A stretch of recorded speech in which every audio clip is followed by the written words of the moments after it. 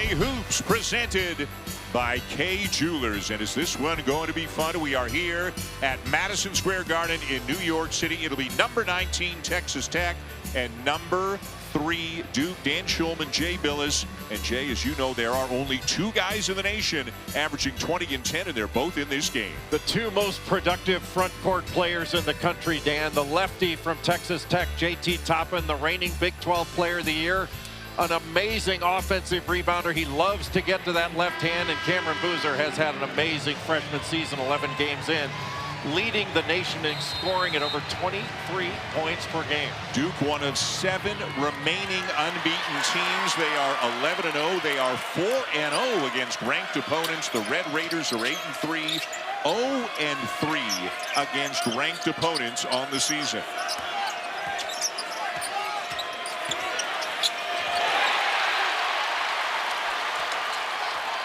And we'd like to welcome those of you just joining us. We are 1 possession into this game. Dan Shulman, Jay Bilas, Duke and Texas Tech.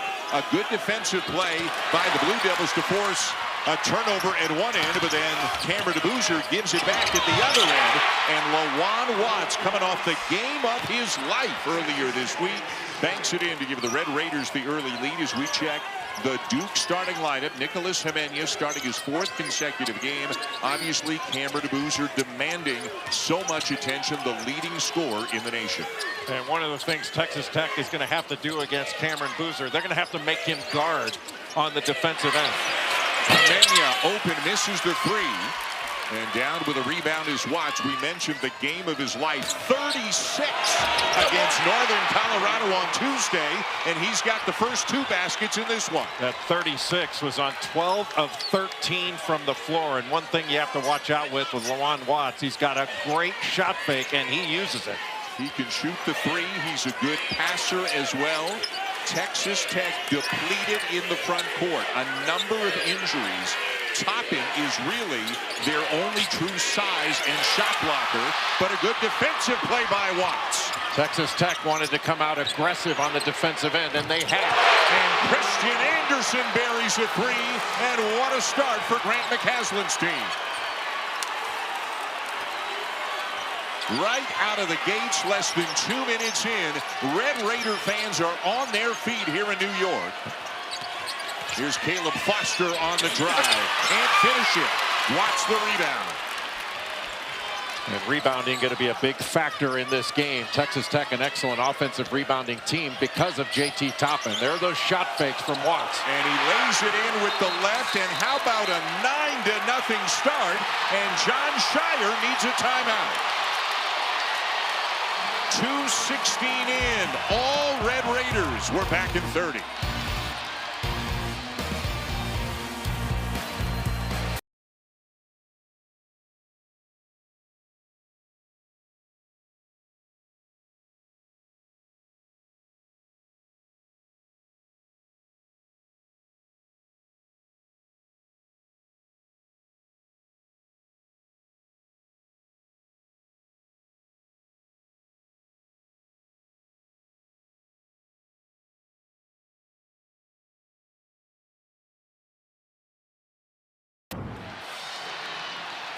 Welcome back to the Garden here in New York. Dan Shulman, Jay Bilas, Lawan Watts, and Texas Tech off to a sensational start at both ends of the floor, Jay. Well, Texas Tech clearly came ready for a fight in this game, especially Lawan Watts. He's off to a great start.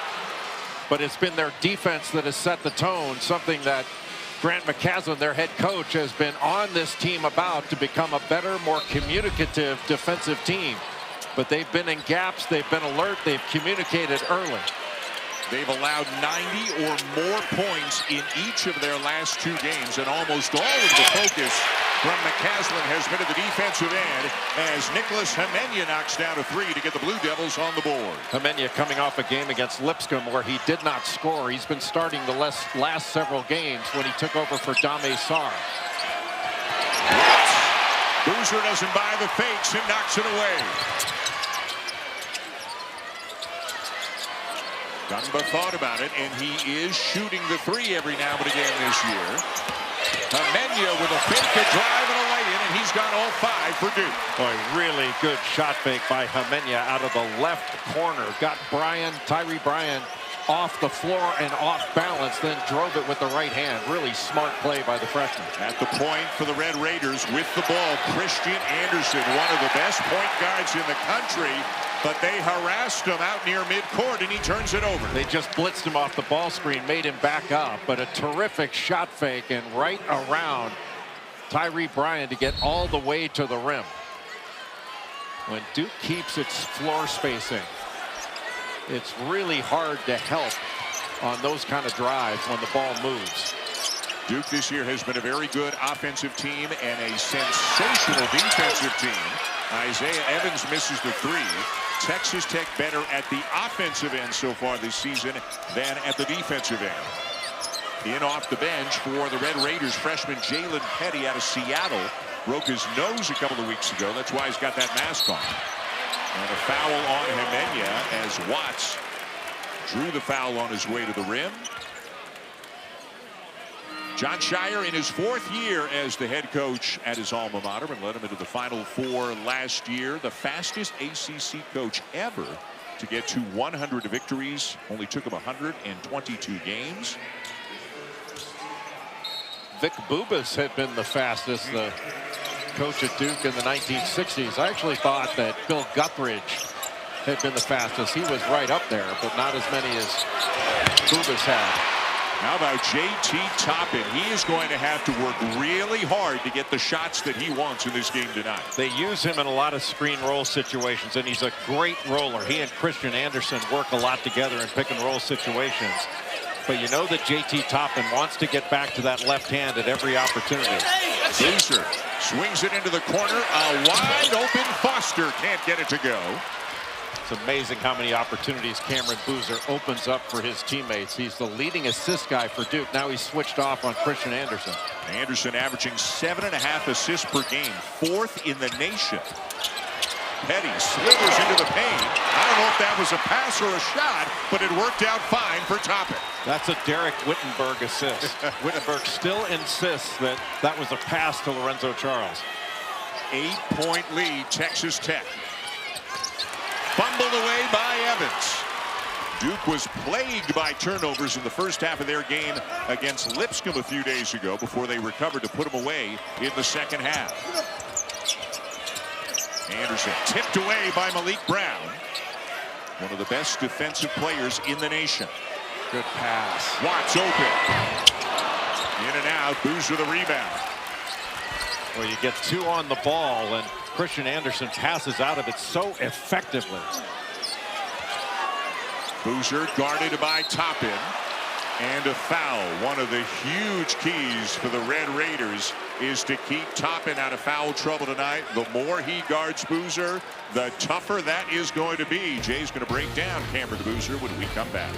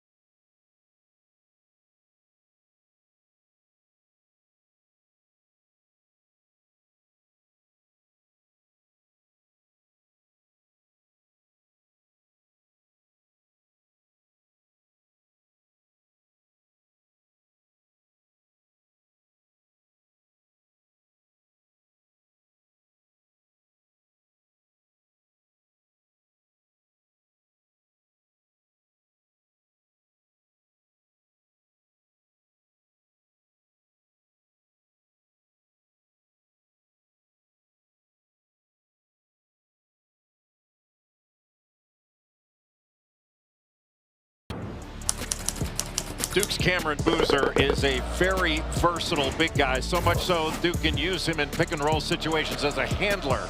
And you're going to see Isaiah Evans, the great shooter, set a screen in a pick and roll for him, and you have to stay attached to Evans because he can really shoot it. That lets Boozer get around. He goes around a secondary defender with a great Euro step. Here at the end of the Florida game, a similar play. Isaiah Evans going to set a ball screen. This time they're going to blitz on Cameron Boozer, and Isaiah Evans just slips out and winds up getting the open three that ultimately turned out to be the game winner against the defending national champions. So difficult to corral Cameron Boozer because he can post. That was a pro foul that he just drew on JT Toppin along the left side. Toppin had his right hand on him, just went right into it and was able to draw that foul. Grant McCasland didn't like it, but just a really smart play from Cameron Boozer. And you saw the numbers that Boozer has put up in the 4 ranked games in which Duke has played this year. All of them wins. Again, one of only 7 undefeated teams, 4 wins over ranked teams. Another thing that Boozer does well is get to the line and shoots them pretty well, 79%. And there's a look at that foul that he drew. Yeah, you can have an arm bar in the back of a post man, but once they face up, you got to take it off. And Boozer just really intelligently just went right into that arm to draw a cheap foul and get 2 free throws out of it. And fouls on Toppin are a huge key to this game because of the injuries that we alluded to. Texas Tech is really, really thin up front with Luke Bamboye, Mario Aquintook, and Josiah Mosley, all of whom would figure into the front court rotation, all of them out with injuries. Petty no, and Brown down with a rebound for the Blue Devils. Anytime Boozer switches, Duke switches 1 through 4. They need to really go ball screen on him and put him in a position to have to guard. And Grant McCasland is really getting into his team right now with the defensive end. And this has been his frustration, is their defense recently. His 3rd season as the head coach in Lubbock. Took him to the Elite 8 last year before they lost a close game to the eventual national champions, the Florida Gators. Wide open three, and Dame Sarr, who has been struggling this season, no longer a starter for this Duke team, but still a player with a lot of upside. He knocks down a long jumper. Well, anytime Boozer gets double teamed, and he did right there, Duke wants to pass out of it. But how you beat a double team is pass out of it twice. And that's what they did to get it to Sarr. Sarr very active defensively as well. Open three for Donovan Atwell won't go. He is a really good three-point shooter. Texas Tech as a team shoots the 3 well. Caden Boozer will not finish it, but he does draw the foul and will head to the line. One thing you can't do against Texas Tech is let Donovan Atwell get a catch and shoot. The lefty has made 35 threes on the season, and he's only made 41 field goals, but 35 of them are threes. You got to make him put the ball on the deck. So Caden Boozer at the line. Twin brother of Cameron, 19 minutes per game for Caden Boozer, averaging about 6 points, almost 4 assists per game. Some games Caleb Foster plays more, some Caden Boozer plays more. It's a pretty tight 9-man rotation that John Shire has. And they'll play Foster and Caden Boozer play some minutes together, and that allows Caleb Foster to operate more as a scorer, which is more his natural position. So Duke has gotten back into it after the Red Raiders bolted out to a 9-0 lead to start the game. This is Anderson, his 2nd year in the program, and again 7.5 assists per game, and he can score it as well. Misses that 3. Sarr down with the rebound. Those are shots that he normally makes. He's an excellent contested jump shooter. And he averages, you were saying, averages close to 8 assists a game, but also 19 points. Right. Sarr on the drive. Boozer got a finger on it, but back comes Toppin. Boy, Texas Tech is going to have to gang rebound on the defensive end in this game. Duke has much better rebounding numbers on the season than the Red Raiders do, and it makes sense. Duke has great positional size. Everybody who plays at least 6'4". Watts again loves to back his man down, and he does it again. Well, especially when he has a size advantage. At 21 against Illinois, had a terrific game against LSU with a double-double, 15 points, 10 rebounds. He can play. He's got a lot of game. He can pass out of the post as well. The big guys on both teams, good passers. There's Boozer finding Sarr, and way short on the corner three. Knocked away by Brown. As we mentioned, one of the best defenders in college basketball at any position. Brown with the offensive rebound. Caden Boozer misses a three. And Watts leads him the other way. Boy, Malik Brown has amazing hands. Toppin draws the foul to take us to the under 12 media timeout. Jay broke down Cameron DeBoozer for you. He'll do the same to J.T. Toppin when we come out of this break. ESPN's exclusive presentation of college basketball is brought to you by Kay, the official partner of couples who love the game, and Avatar Fire and Ash, now playing in theaters everywhere.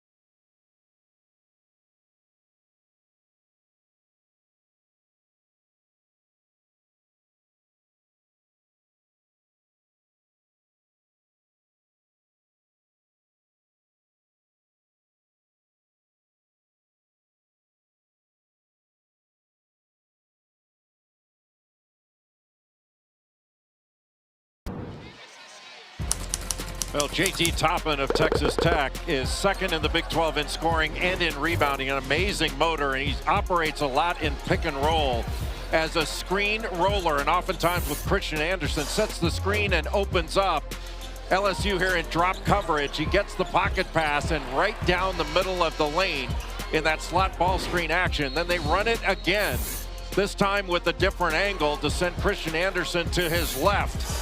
And Anderson, when he comes off, if you're in drop, he is excellent at just pulling up and knocking down these shots. He's a 42% three-point shooter, fourth in the nation in assists, so he can find Toppin on the roll. But excellent at finding scoring opportunities, very patient. He and J.T. Toppin are an excellent duo in screen and roll, and I think you're going to see a lot of that in this game against Duke. And as you can see, just monster numbers in 2 of the 3 games against ranked opponents, Illinois and Arkansas, although Texas Tech lost both of those games. This is a young guy who was not even a starter in high school. He didn't even play varsity until his junior year. Just kind of a late. It took him a while to kind of grow into his body and gather in that coordination. I'm still working on it, by the way. I'm 58. But he goes to New Mexico for a year, then comes last year, and what does he do? He's the Big 12 Player of the Year a season ago, a consensus second-team All-American, and just a guy who can help you win games, Jay, so many different ways. Well, the one area that's his kryptonite right now is free throw shooting. And he shoots under 50% from the foul line. That means you just can't allow him layups or dunks. You have to foul him and make him earn it from the free throw line. And Texas Tech, not a great free throw shooting team overall. They don't get there often, and they don't make them as often as they should when they get there. Just under 67% as a team on the season. Foster back in there for Duke. Evans has returned as well. There's some tough matchups. Boozer on the bench right now. Foster for three. And he is having a nice bounce back year in this his junior season after last year was a struggle for him through much of the year. Made the biggest bucket in the Breslin Center against Michigan State when Duke won that game against the Spartans. That three he hit was huge. Anderson steps back, now has Patrick Gungba the second on him. Topping inside, lays it in. He is so quick off the floor. Once JT Toppin catches the ball, he is going to get to that left hand no matter what. It is amazing when you watch game after game of the Red Raiders how hard they work sometimes to get him to use the right hand and how skilled he is at getting back to the right shoulder using the left hand. Here's a mismatch in the post. Gungba up and in. That's going to be so difficult for Lawan Watts to have to guard. They're not sending a double. And you know that Patrick Gungba is going to go after him at every opportunity. Watts gives you everything he has, but he is still undersized to play the four-man. But again, because of the injuries, they just don't have many options up front. Watts will put up the three. Not close, and here come the Blue Devils. Not a very good offensive possession right there for Texas Tech, but Watts is going to have to front Gungba when he gets down in the post. But it's hard to front him for that long because he can move you up the lane. They can just throw over the top. Harris keeps it in bounds.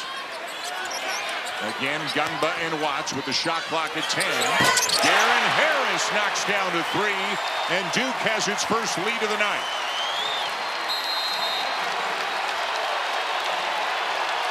And Grant McCaslin wants a timeout. It was 9-0 Red Raiders at the start, but Jay, the Blue Devils have come back to go in front. Well, Duke has had some stops, but they're also finding the open man. Patrick Gungba, an excellent passer, and just a little late getting to Darren Harris. He rips the three.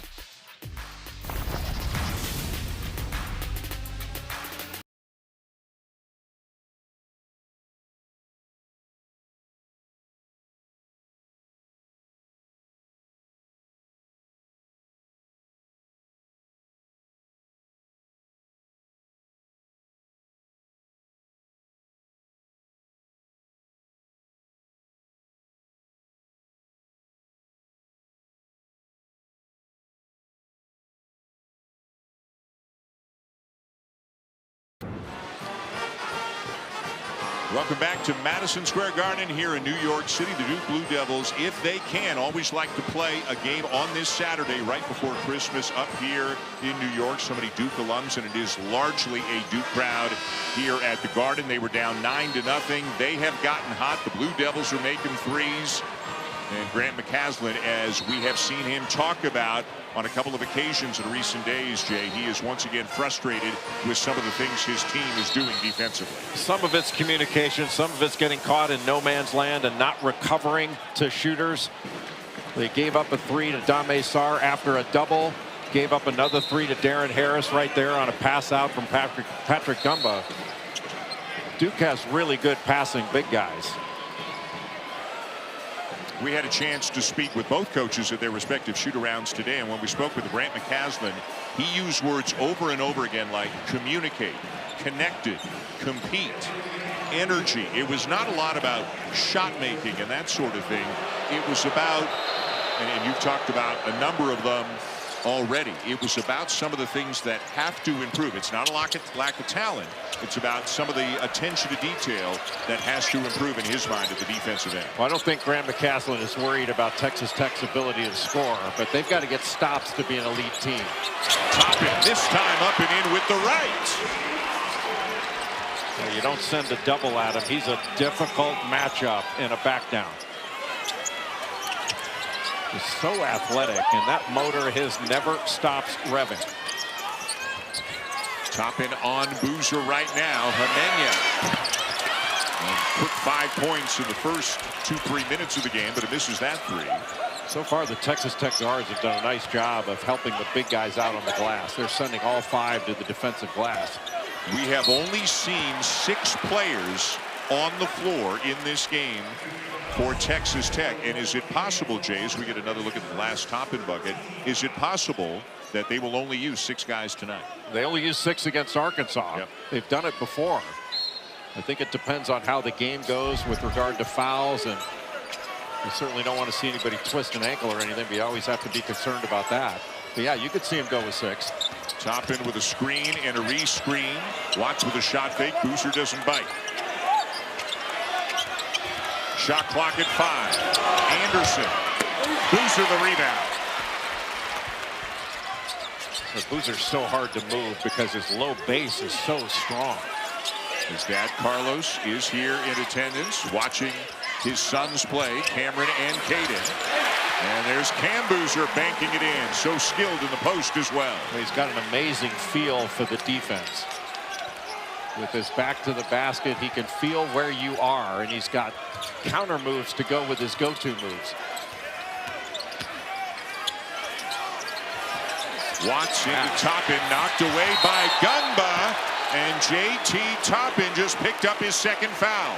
Well, I thought Gungba fouled Toppin going over the top to knock that ball away. He reached right over his right shoulder.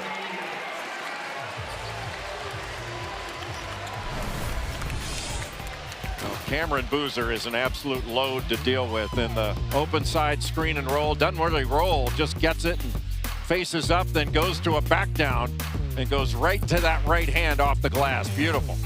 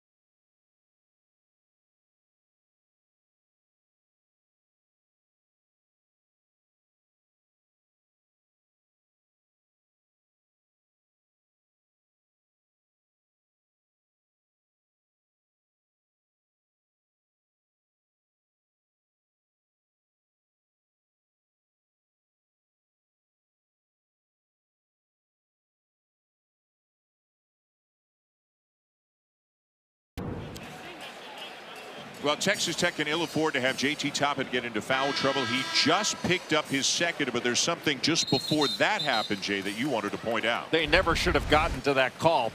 J.T. Toppin gets fouled here by Patrick Gungba. Look, beautiful pass in there, but Gungba has his arm wrapped around his waist and is reaching over the top of him. There's no question that was a foul. It just went uncalled, and knocking that ball away with the foul led to J.T. Toppin picking up a foul. That's the kind of thing that drives a coach like Grant McCasland crazy. He's like, wait a minute, you call that, my guy doesn't pick up his second. Like, what are you doing? That kind of thing. And Grant McCasland came out on the court as that timeout was beginning, and it wasn't to address any of his players. It was to talk to one of the officials about, hey, you got to keep an eye on this. He had my guy wrapped up. And now he picked up his third right there, unless they say he grabbed him.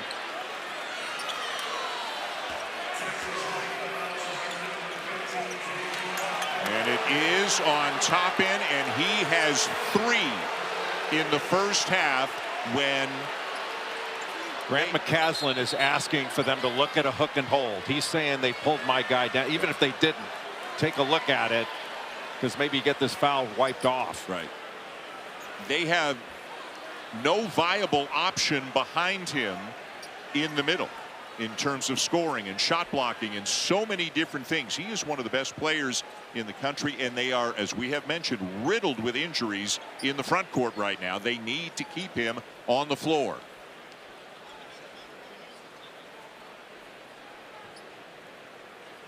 And now Bert Smith giving Jon Scheyer an explanation. Now this goes down as an appeal, not a challenge. So if this appeal isn't successful, then Texas Tech loses a timeout. Right, but this is different from the challenge in terms of, is it out of bounds or not? He still retains the challenge, but you can understand why Grant McCasland, given the significance, wants them to look at this. Here's Bert Smith.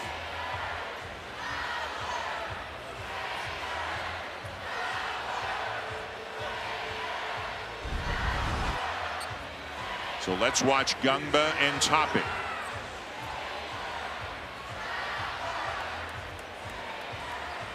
Yeah, I think this is going to stand. It didn't look like he was overtly pulled down. You can see Toppin, as soon as he hits the court, pointing to his left arm.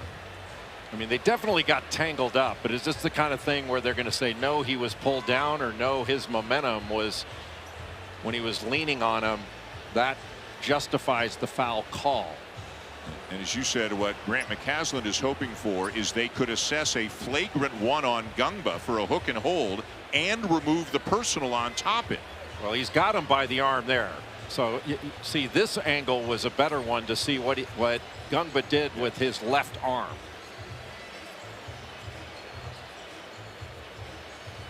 Toppin immediately, as you can see, pointing at his left arm, saying he pulled me down. Watch the right arm of Gungba on the left arm of Toppin.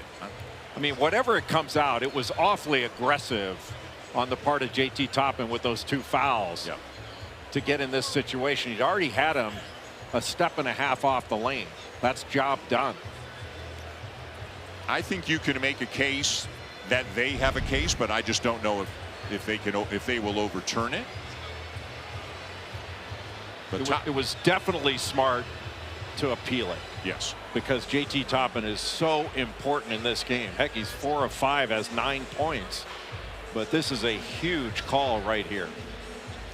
And the officials have now come away from the monitor, and the 3 of them are discussing it.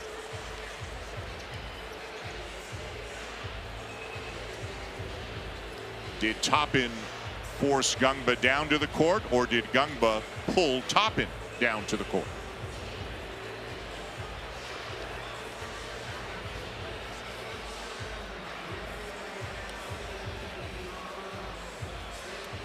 Needless to say, a call that will have a huge influence on this game tonight. No question.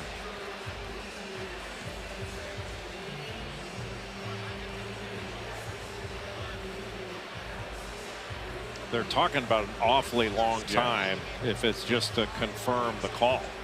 Yeah, it makes you think that maybe this appeal is going to work out for Grant McCasland, given how long this discussion is going. Maybe it's what time are you leaving tomorrow? You want to share a cab? Should we cab or Uber? Yeah. Do you pre-book your Ubers or do you just do it live? I pre-book. They're excellent. I mean, this is one of the best players in the country, and they have no size behind him. Nobody over 6'6" behind him. When you've got to deal with guys like Boozer and Gungba and Brown. Well, it looks like we had a resolution, and now one official is going to each huddle. Bert Smith will give us the news.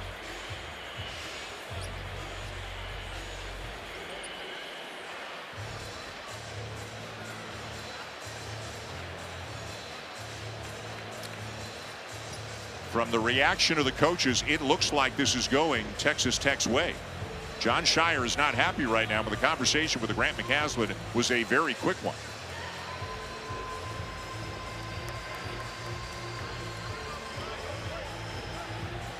It certainly looks like this appeal is successful, Jim.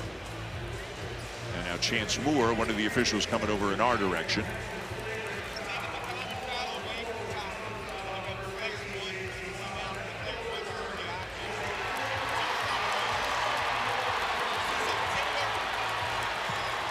So they are taking the personal foul away from Toppin and giving Gungba a flagrant one for the hook and hold for pulling him down to the court. I don't know about your feeling. I think they got that right. I do think that Gungba pulled him down.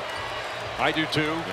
But it's the only option they have is to call that a flagrant one. Yeah. So that's 2 shots and the ball for Texas Tech.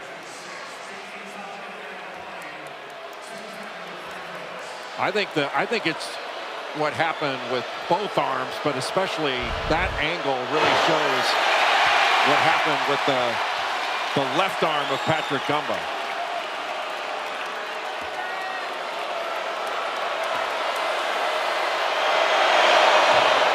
So the biggest part of this is obviously that there's no third foul anymore on Toppin. And now you got to believe that Grant McCasland said to him, hey man, need you on the court. Be really, really careful the next 7:46. Yeah, really smart by Grant McCasland to appeal that for that very reason.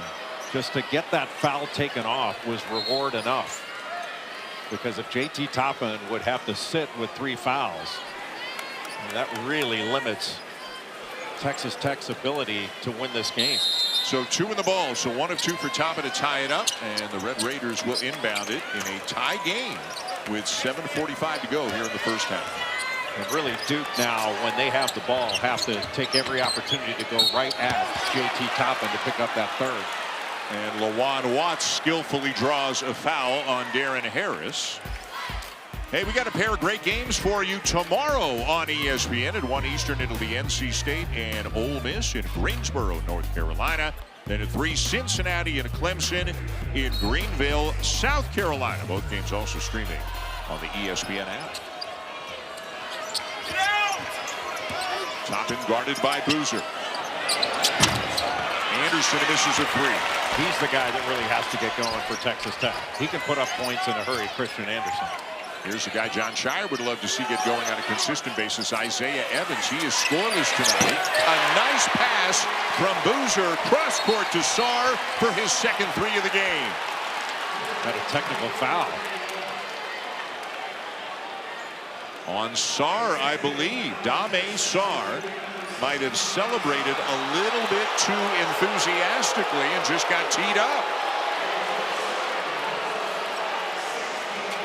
He must have said something to Atwell on the way down, or the bench.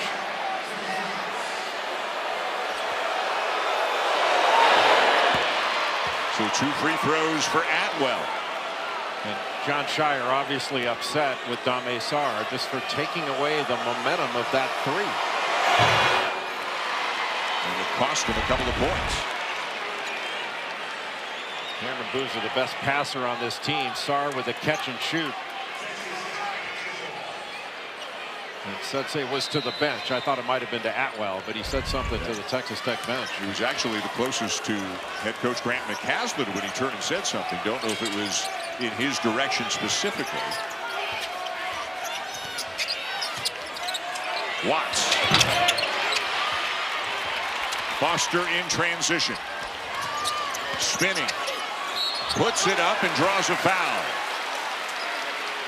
Caleb Foster smart there, going up against Jalen Petty. He's got a size advantage. Petty's only 6'1".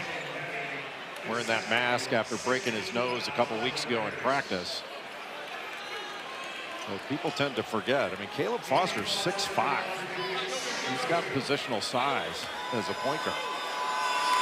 The longest tenured player in the Duke program. He is a junior. And as we get a look now at Leon Horner, a sophomore from Dallas who comes into the game. Petty sits after picking up his second, so Horner becomes the 7th player in the game. Couple of misses by Foster. Everybody's reaching and grabbing for it. And another Texas Tech foul. This one is on Atwell. Well, you really have to block out Cameron Boozer in that second slot. He's so difficult because he's so strong in his lower body. Difficult to pinch in on him to keep him from wedging you further in and going up over the top and grabbing an offensive rebound. 17 fouls, so 1-1 for Patrick Gungba II, who has taken a big leap forward here in his sophomore season. Getting a lot more minutes, a lot more of an opportunity, but he has earned it. His scoring is 3 times what it was a season ago. He's leading the Duke team in blocked shots. And I thought he was spectacular in that game against Florida. He had 11 points, 5 rebounds, 5 assists, and 5 blocks against that massive Gator front line.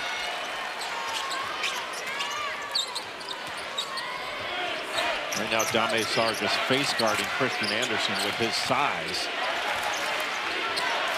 Red Raiders started hot, led 9-0, now down by 3. Anderson creating space. Bounces it into Toppin, and good defense by Gungba. Well, having that size on Christian Anderson made a difference. Caden Boozer crosses over and lays it in. He looks so comfortable in transition, doesn't he? When Texas Tech does not score, it's been their transition defense that's hurt them a bit. Around and out on the 3 attempt there by Toppin. A 20% three-point shooter on the season. Cam Boozer with the left. And Toppin comes up with the loose ball. Watts flying down the court in transition. Got stuck under the rim. He was looking more for the foul than the score. That was a body-seeking attempt. Don Shire hollering out a play. Caden to Cameron Boozer. In the corner, Sarr. Got another one! His 3rd 3 of the game. Boy, this is the best that Dame Sarr has played this season. He looks so confident.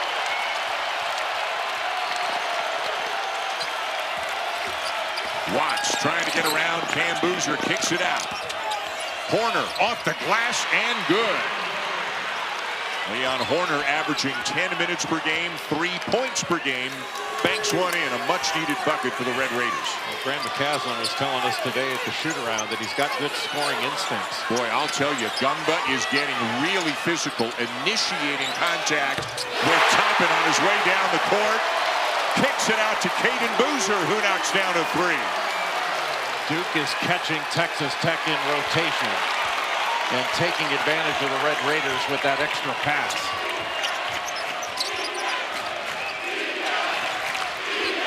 Watts wants to go one-on-one with Sarr. Wants to back him down. Gotta watch the shot fake.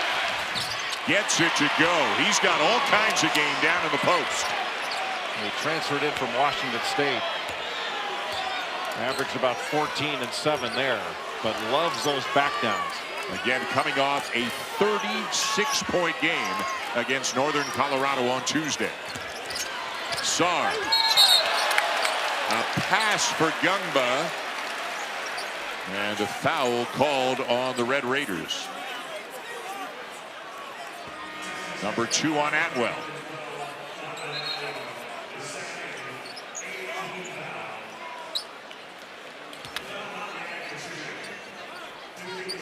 Atwell hasn't made a field goal yet, and he's a great three-point shooter, 42% on the season. Texas Tech makes 11 threes per game, Jay, and they're 1 for 9 from three-point range tonight. Well, they haven't taken as good of threes as they usually do. And Donovan Atwell, his best shots are catch and shoot threes, and Duke hasn't allowed him to catch and shoot. They're making him put it on the deck. Gungba, a 72% free throw shooter. This is the front end of a 1-and-1. Dame Sarr is about 6'8", and that size on Christian Anderson is impactful. Sarr a foul here, and it'll be Anderson at the line when we come back. But Duke, which once trailed by 9, now leads by 7. Well, Duke in transition has been effective after a Texas Tech miss. Caden Boozer, the point guard Boozer, gets all the way to the rim. And then after the ball goes inside, drawing 2 defenders, Boozer knocks down the 3. A great pass by Patrick Gungba. And Dad is loving it.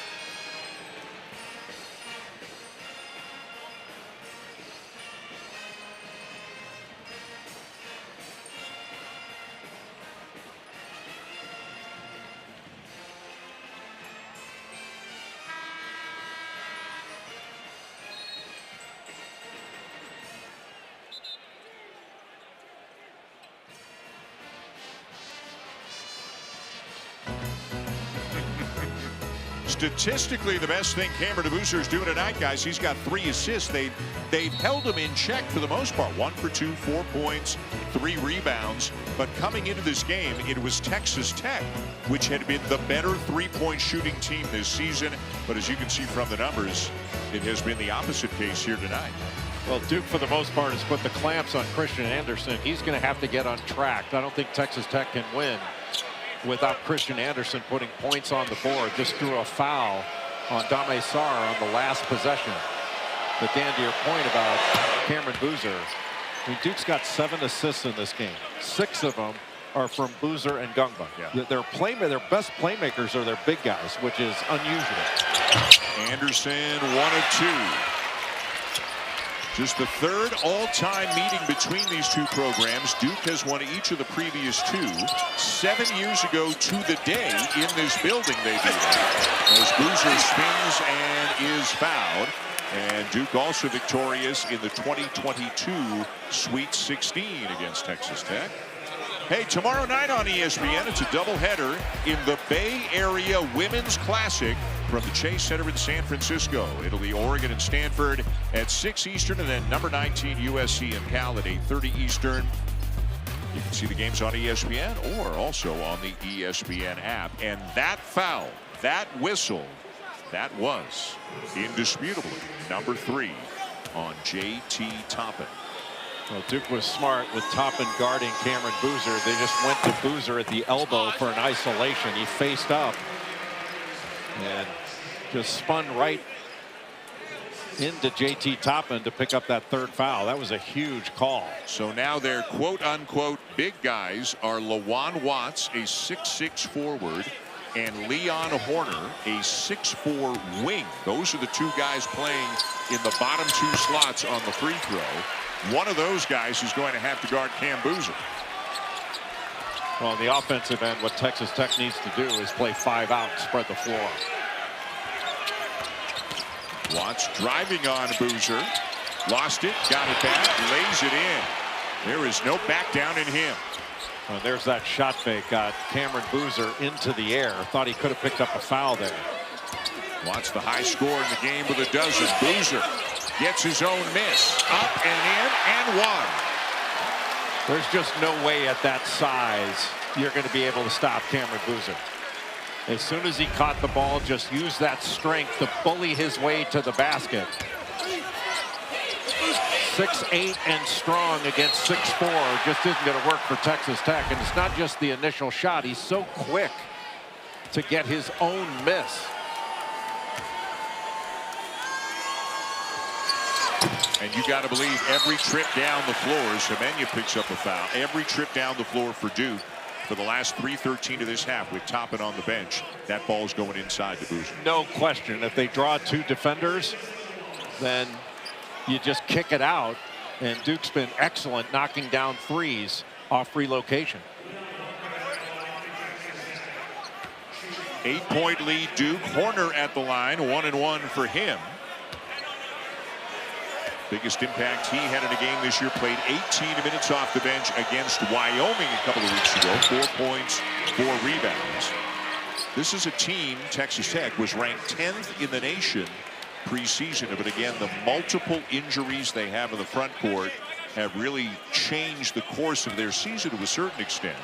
And they hope to get these guys back once they get into conference play. But big conference play in the Big 12 this year is going to be a bear.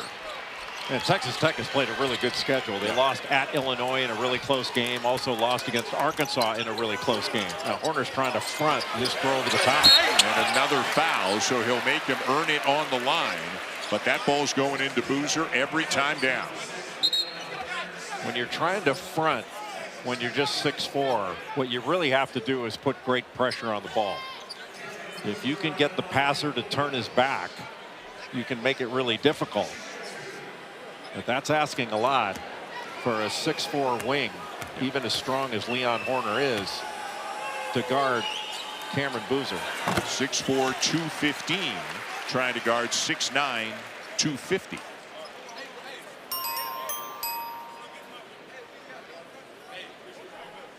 Seven-point lead for Duke. 3:02 to go here in the half.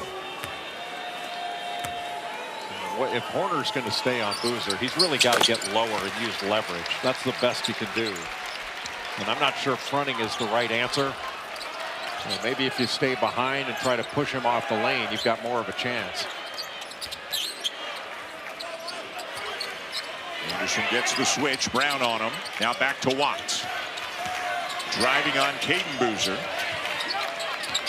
10 to shoot.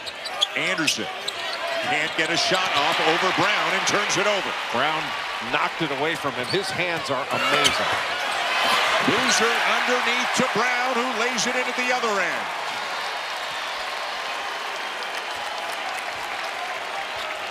But this is a really important 2:20 stretch for Texas Tech. They got to stay in this one. There's been a 19-point swing in this game. The Red Raiders led 9-0, and now Duke's up by 10.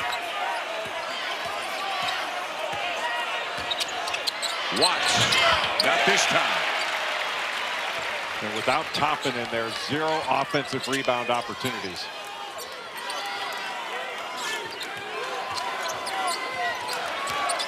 Caden Boozer. Evans puts up a 3. And a good job by Horner to hold off Brown and come down with the rebound. But Brown almost got a hand on that one. Anderson the drive, lost it, knocked away from behind. Was that Brown again? Might have been. Harris inside, and he'll head to the line. Whether it's a missed shot or a miscue, Duke is getting the ball down court quickly, and it may not be a fast break layup, but it is really putting a lot of pressure on the Texas Tech transition defense. So at the line, Darren Harris. He is the 9th man in what is a 9-man rotation for the Blue Devils, but he has already played more minutes this year than he played all of last season. Shoots the ball well. Coming off a good game against Lipscomb. Again, a game that Duke trailed even early in the second half. He had 11 points, 2 assists, 2 steals off the bench in that one. Where Harris has really improved is on the defensive end from last year to this. He's excellent in catch and shoot situations, so you've got to make him bounce it. But he's much more confident out on the floor. You can see it. And that lead is now up to a dozen, the biggest of the night for the Blue Devils. When Malik Brown makes it hard just to get a catch in the scoring area. Got to be so worried about his hands. As it was said at practice today, the Texas Tech practice, he's got the best hands in the country. Can't let him knock it away from you. Watts lays it in with the left, and he is doing everything he can to keep his team in the game. When he gets a switch, Juwan Watts, his eyes just get bigger. Wow. That's an interesting call. I thought that might have gone on Atwell. It's an offensive foul on Cam Boozer.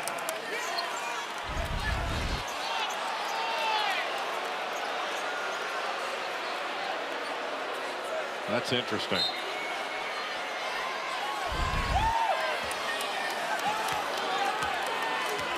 Well, if they can get a score and a stop, given that they played without Toppin the last few minutes, Trent McCaslin might feel okay about things heading into halftime. That would definitely stop the bleeding. Anderson can't get by Caden Boozer. Good defense. Atwell inside. Horner reverses it up and in over Boozer. Boy, what a great recovery by Leon Horner. He has given them some energetic, much-needed minutes off the bench. Shot clock turned off. Duke can hold. I think you got to let Cam Boozer touch it. Here it is. Do they double? Here it comes. And Cam finds Caden. Boozer to Boozer for the bucket. Anderson leaves it short. And the first half comes to a close with Cam Boozer kind of taking over late after J.T. Toppin picked up that 3rd foul. And the Blue Devils taking a 10-point lead into halftime. Early on, it was all Texas Tech. Dame Sarr with 3 threes. Boozer late. Blue Devils by 10. Let's send it out to the studio. Time for the Jeep Halftime Report with Zubin Mehenti, John Crispin, and Seth Greenberg.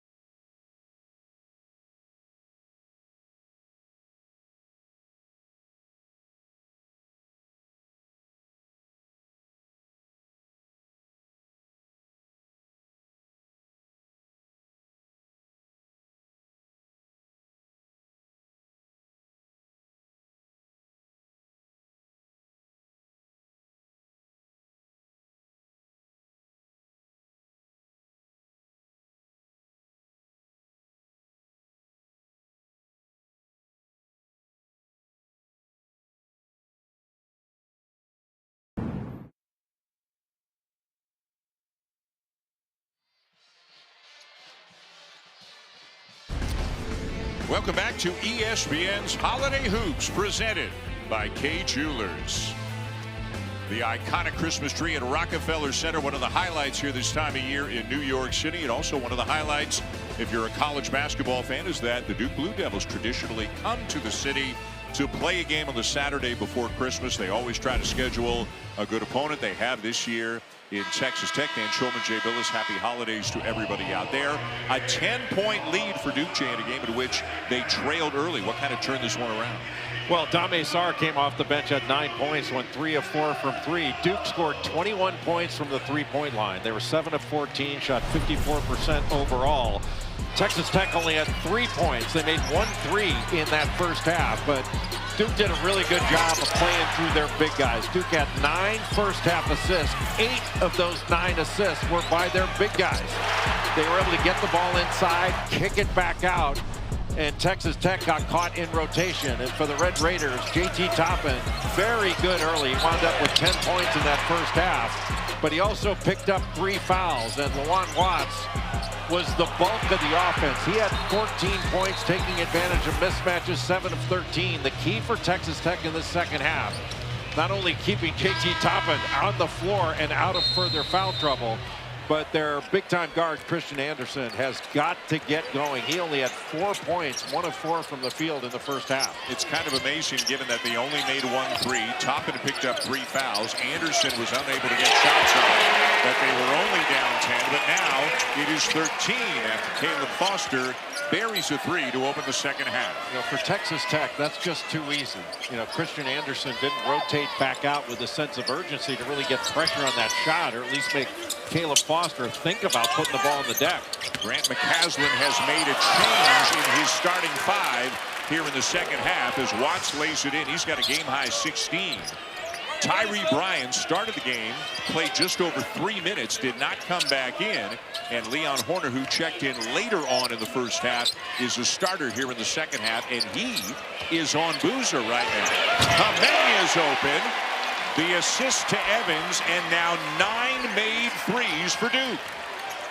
Duke is just making the extra pass. So J.T. Toppin had to get out to the wing, and then just a quick swing to Hemenya in the corner for an easy catch and shoot. Watts will step back, miss the long-range jumper, tipped by Toppin. Duke ball.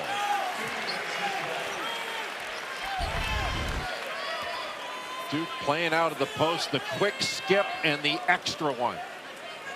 It's not just the first pass, it's the second pass that really burns Texas Tech on the rotation, gets them into scramble mode.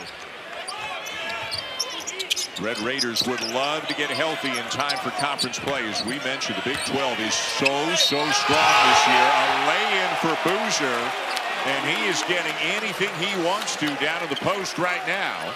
Well, it's such a dilemma, Dan. If you go down and double him, he passes it back out, and Duke's going to get an open 3. You keep him one-on-one in the post. He's going against Leon Horner at 6'4". Yeah. He just walks him into the middle lane, drop step, and gets to that right hand, and not only makes the bucket, but picks up the foul. Given the injuries and the personnel that they have, there are really very few answers right now for Texas Tech at the defensive end in terms of dealing with Boozer. Well, normally they'd have Luke Bangboye, a 6'11" sophomore who transferred in from VCU, was an excellent defender. He was all defensive team in the Atlantic 10 and one of the top shot blockers in the country last year. They also would have some size with Mariel Aquintock, a 6'11" redshirt freshman. And another player we mentioned earlier on, Josiah Mosley, a transfer from Villanova. He has yet to play this season. All of them out with injuries. And again, hopefully they will get at least a couple of them back before too long. Because in the Big 12, they're going to have to deal with Arizona and Houston and Iowa State and BYU and Kansas and others. Evans misses the 3.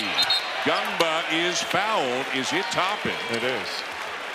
Oh, I don't know. I thought it was. I think it's Watts. Well, then they're going to get lucky because he was from the backside. Yeah, I agree with you, but I think the foul went on Watts, and as it is, it's his 3rd.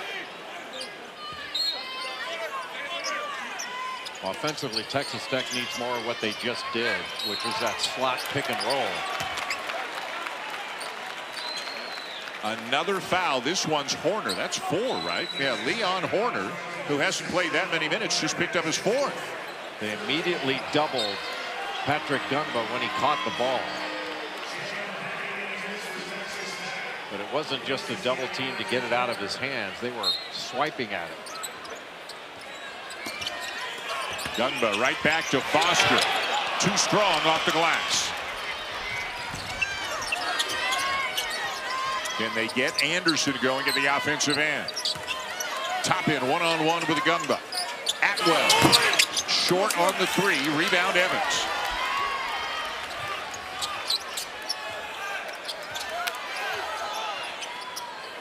Into Boozer for the easy 2.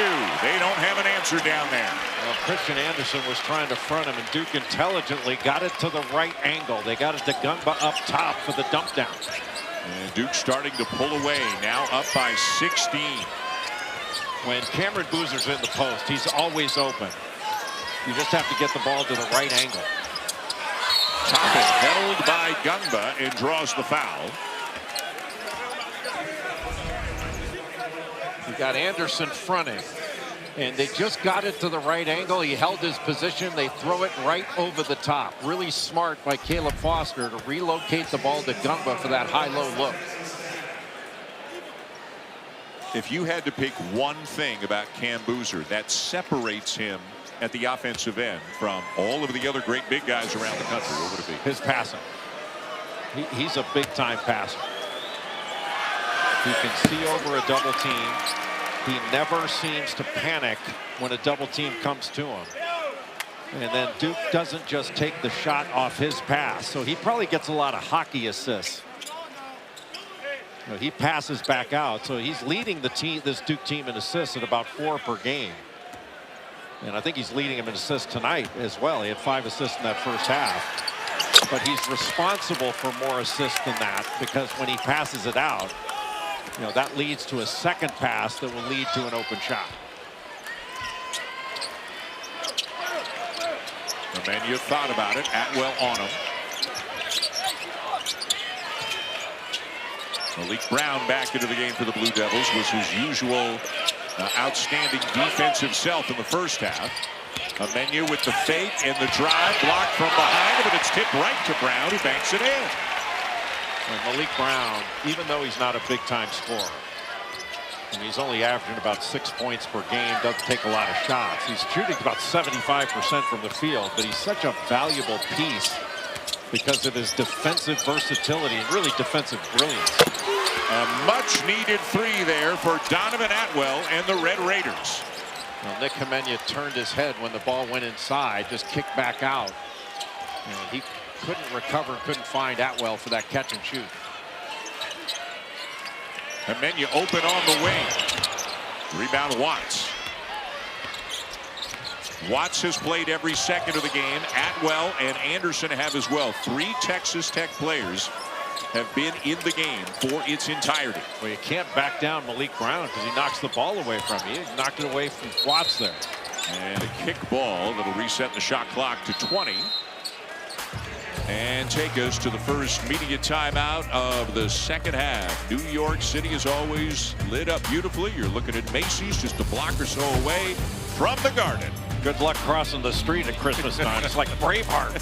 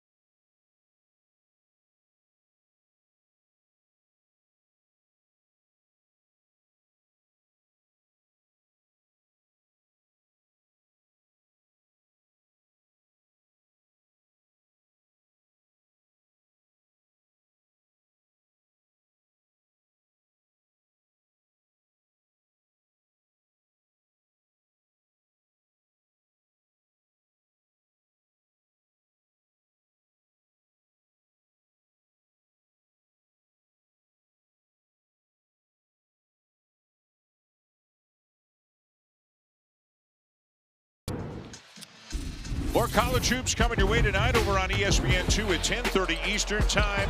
The #1 team in the nation, the Arizona Wildcats. Boy, Tommy Lloyd's got himself a squad this year. They can beat you so many different ways.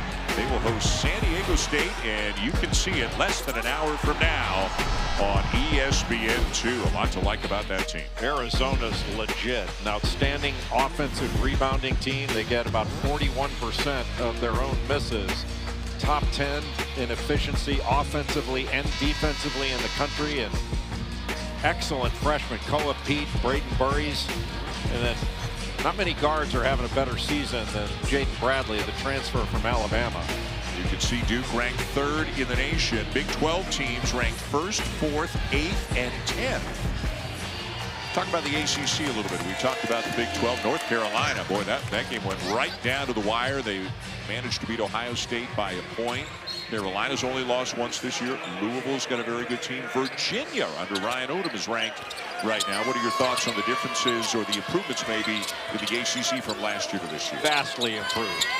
I mean, last year was, I think everyone would agree, in the ACC office, a down year for the league. Not so much this year. It's one of the better leagues in the country this year. Well, I'll tell you, Watts gets A for effort all the time, and he knocks down another little jump hook. He is following up on that 36-point outing. He's got 20 already tonight. What a pass. They play on, and Cam Boozer will finish again. Just a beautiful pocket pass right in the middle of the floor. And that puts both Watts and Toppin in a really bad spot. I think Toppin picked up the foul there. He did, and it's number 4. And Grant McCaslin is going to make the move. With 15:09 to go, Toppin is going to have to come out of this game. And when Toppin picked up his second foul, one of the things I think it really did was take the starch out of his offensive rebounding. You know, Duke's done a great job on the defensive glass, not allowing a lot of second shot opportunities. And JT Toppin, one of the best offensive rebounders in the country, he averages almost 5 offensive rebounds a game. And this one, I think he's only got 1.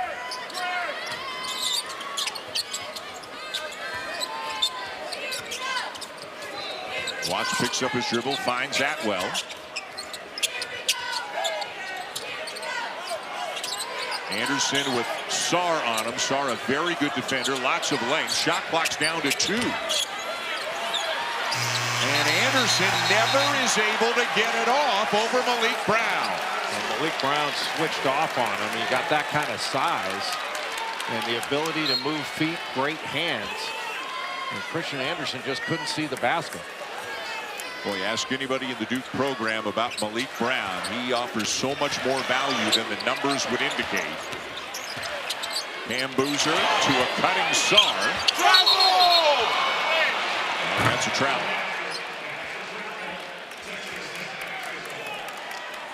When Sarr has been on Christian Anderson with his length and athleticism, he's really made things difficult on the Texas Tech guard. I mean, averaging 19 points a game. He hasn't been able to get anything in this one. Sarr, a freshman from Italy who has previous pro experience in Spain. Anderson with Cam Boozer switching on to him. A little push there by Anderson to create the space and knock it down. That little step back, really the only space he's been able to create in the first 27 minutes of this game. Sarr's hit 3 of them already tonight, not this time. And Watts the rebound. That's a heck of a box out by Lawan Watts on Malik Brown. Watts chosen preseason as the Big 12 newcomer of the year. There's a foul by Darren Harris. Well, Christian Anderson, when he got the switch and got Boozer on him, he did give a push off there, but that just little stop and step back move helped him create that space with the momentum of Boozer going toward the baseline. Now Boozer's going to get a breather. He'll head to the bench. Patrick Gungba, the second, back in for Duke. From a physical standpoint, you don't get much of a break when you're Texas Tech when a guy like Gungba comes back into the game. Corner 3 will go. It's a 10-2 run right now for Texas Tech, and they've got it down to single digits. And now they've got it back, but not for long. Malik Brown takes it away.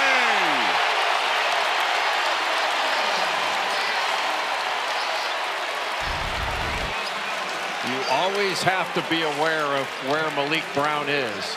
Seems like he's not in the play, just knocks it away from Lawan Watts and turns a disadvantage into an advantage. And a potential three-point play. His defensive prowess, I don't think, can be overstated. And all the momentum was heading towards Texas Tech. A 10-2 run down to single digits. Not only do they give it up and does Duke score, it's also the fourth foul on Watts.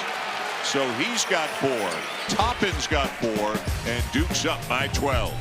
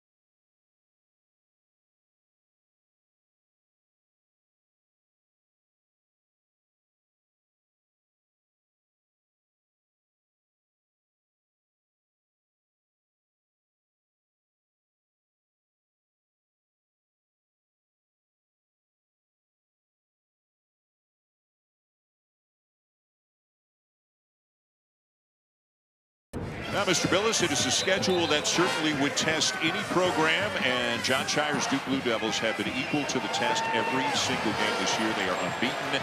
They've got 5 wins over high majors, and 4 of them, Kansas, Arkansas, Florida, and Michigan State, over ranked teams already this year. A really ambitious schedule for Duke to start the season, but the Blue Devils have performed at a really high level against them. And I can't remember a year, Dan, where top 25 teams have played against other top 25 teams as much as this year. I mean, it's been great. Amazing. It's been a great, however many weeks the season has been going on, 7 weeks, let's call it. It's been a great non-conference portion of the season for the sport as a whole because of all of those matchups that you're talking about. Well, can Texas Tech rally again? Had it down to 9. Watts picked up his 4th foul. And Watts has gone to the bench right now, so there's no Toppin and there's no Watts. Nolan Groves is into the game for the first time as Brown erases that one. Texas Tech wants a goaltend, and the official on our side of the court, Chance Moore, blew the whistle and says that's a basket. It looked to me like it hit the backboard. Yeah, me too. Well, let's see if it did. You just heard the crowd reaction. Maybe it didn't, although I don't know that that is a definitive angle. Let's look at this one as well. Nope, he got it didn't. first. Wow. So they'll probably challenge that. It. Yeah, you and I were both wrong with the live eye, and this is a challenge forthcoming from John Shire. Yeah, this one's going to be reevaluated. How good of a defensive game has Malik Brown had tonight? He's one of the few players that can really impact a game without scoring. And I think he's got 4 steals in this game. He's going to be credited with a block after this. Jalen Petty running the point on that play so they get Christian Anderson off the ball.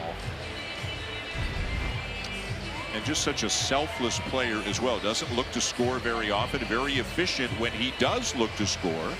A good passer as well. Very experienced player. Yeah, he had a really good game against Florida as well. Had 6 points, 6 rebounds, 2 steals, and got that what turned out to be a game-sealing deflection on Florida's last possession. And like many programs, the Duke program attracts deflections, and Brown, even though he doesn't play as many minutes as some others, he leads the team in deflections at about 6 per game. And leads them by far.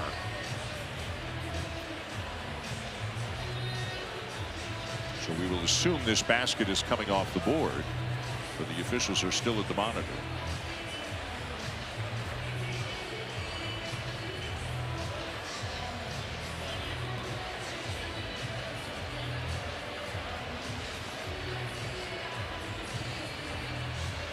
Yeah, so this will be overturned. That was a clean block. They may be discussing possession, right? Yeah, it'll go to the possession unless there was clear Yeah. possession. You know, it looked like Patrick Gungbo was going to get the ball, but unless it's clear possession, it goes to the arrow.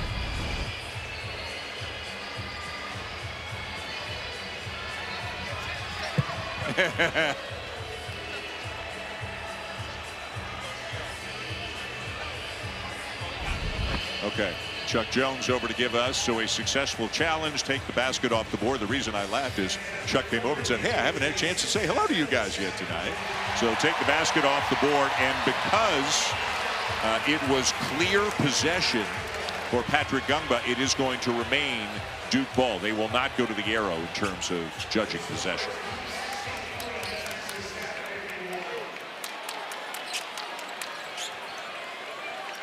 So 63-51 with 12:53 to go.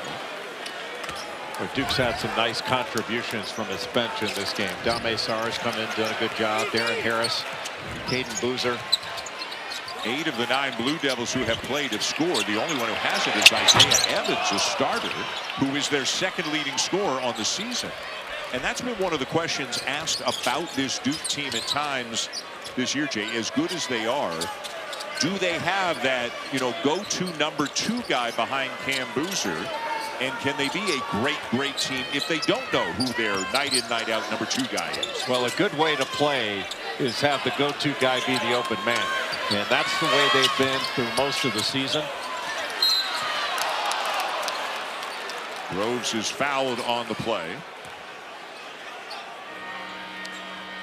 Bowl Mania rolls on Monday afternoon. It'll be Washington State and Utah State meeting on the blue turf for the famous Idaho Potato Bowl. Tune into ESPN Monday at 2 Eastern. I wonder if there were residual payments to like Richie Saunders' family of BYU, considering his great-grandfather invented the tater tot. We owe the family as a whole a huge debt of gratitude for inventing the tater tot. And here's a huge play for Christian Anderson with 3 and a chance for 4.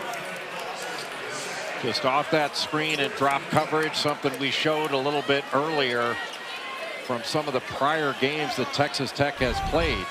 And instead of getting a side contest, you just can't foul an excellent jump shooter like Christian Anderson and give him an opportunity like this. Just put late pressure on the shot. And Boozer back in, Brown to the bench. And in some ways it doesn't feel like it, but it's only an 8-point game with a lot of time left to go. And they're doing this without Toppin and without Watts. And the key question is, when do you bring Toppin back? Duke's going to go to Cam Boozer. He's got Groves on him. Groves, another perimeter guy, a wing. A freshman from Long Lake, Minnesota, the Gatorade Player of the Year in Minnesota last year in high school. Rebound for Anderson, and it's Horner underneath, I believe, of Texas Tech, who got called for the foul. Got tangled up with Gumba, and Horner saying, look, he grabbed me. Yeah. He is making the same motion that was made back in the first half by Toppin. But eventually Gumba was called for a flagrant one. Holiday season in New York. Duke by 8 over Texas Tech.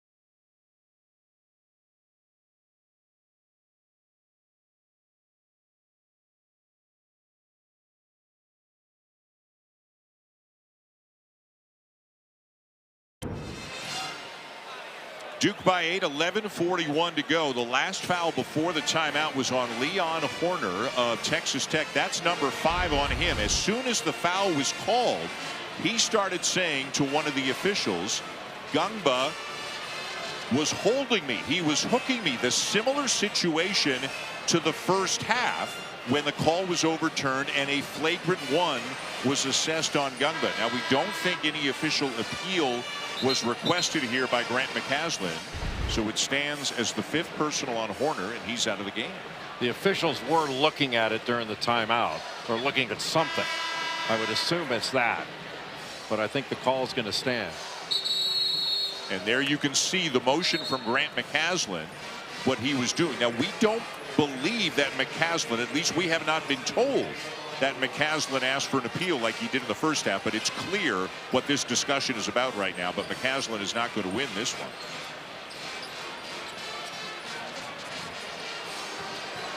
But again, I think Horner had at least half of a case on that in terms of what initiated that contact. He's upset because he's out of the game.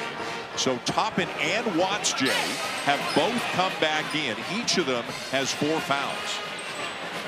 Boy, the Duke big guys have drawn a ton of fouls in this game. Cam Boozer has drawn 7. Gungba's drawn 6. Gungba with a lob in for Boozer, too far under the basket, but Caden Boozer is open in the corner. Gungba fouled, and that's going to be number 5 on Watts. Well, they are running out of players. Well, that was a heck of a catch by Cam Boozer before he passed it out to Caden in the corner.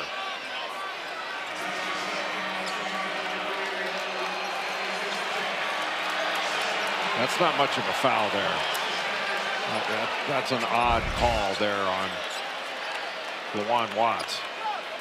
Well, he had a terrific game. 20 points. Well, that's awfully early to be fouling out of a game.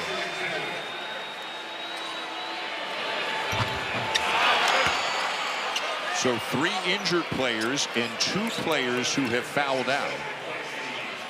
Well, this is the group they're going to have to finish with. And remember, Toppin's got 4.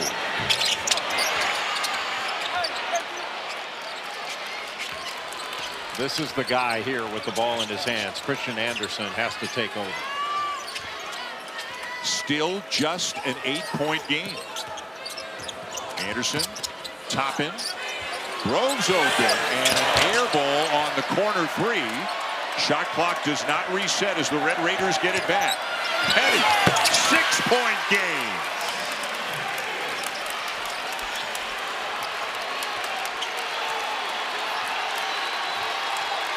I would doubt at any point, even in practice, Grant McCasland has had this group of 5 on the floor at the same time. I can't imagine it either. Cam Boozer going at Toppin. Good help by Anderson, and it's a held ball, and the possession arrow will give it to Tech. Petty coming off that ball screen. Gungba in drop coverage. He just pulls right up and knocks down the mid-range jumper. And then when Boozer turns his back, turns a terrific job by Christian Anderson of coming down and tying up that ball.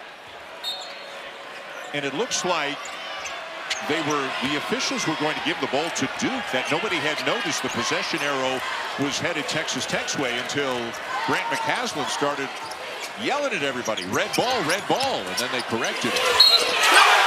A bucket and a foul for Toppin, and the Red Raiders are right back in it.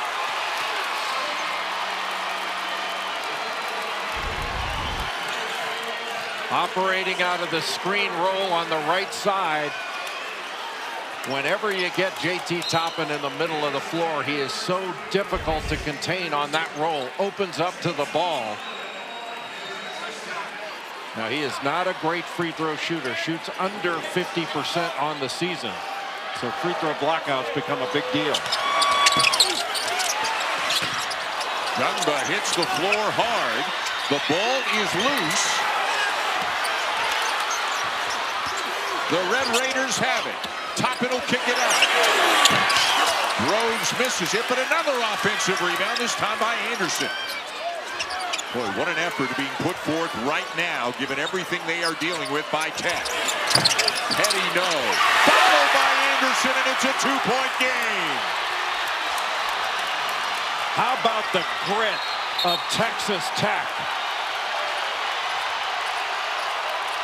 It is a 20-5 run for the Red Raiders to get back within 2. With all of the foul trouble, Lawan Watts fouls out with 11 minutes to go. Nobody boxes out Christian Anderson. He just gets right around Homenya, gets to the offensive board. Well, I think Texas Tech in the last 2 possessions has had more offensive rebounds they've had the entire game.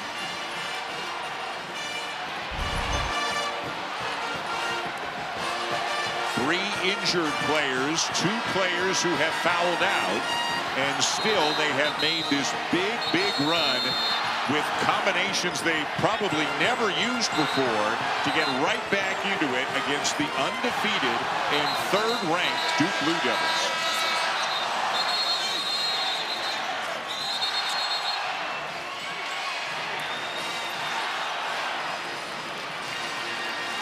Duke is in the bonus the remainder of regulation.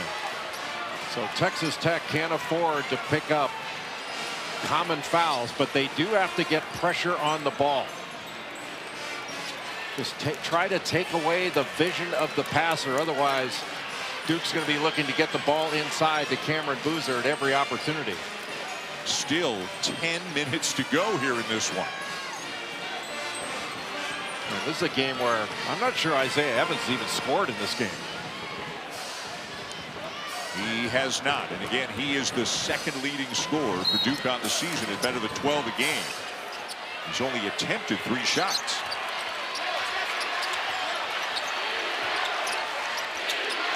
Groves is on Boozer. They're keeping Toppin away from him. He's on Brown. Evans now has scored. Just a little fade screen and then a re-screen to bring Evans back to the ball, and he turned the corner.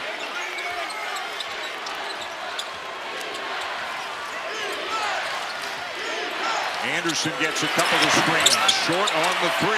Evans the rebound. Fouled by Groves. Those are the kind of fouls that Texas Tech can't pick up.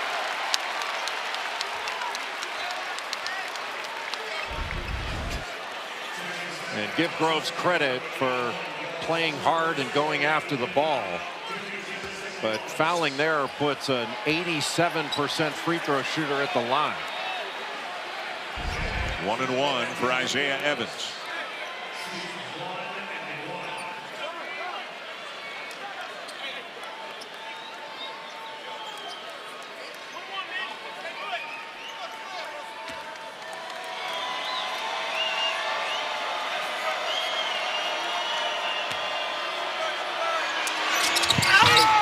Misses the front end as Boozer and Toppin both went crashing to the court.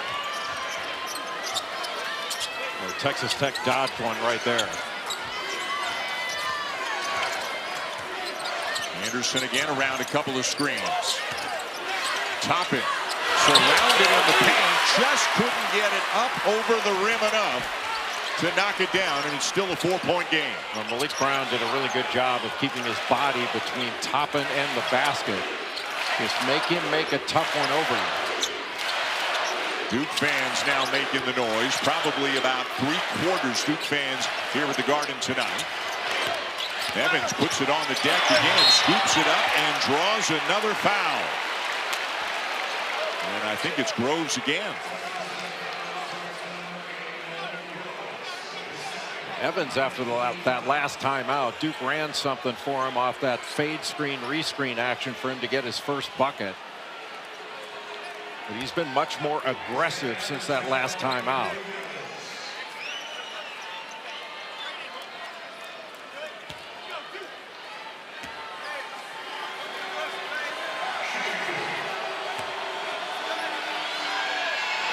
This guy knocks down the first.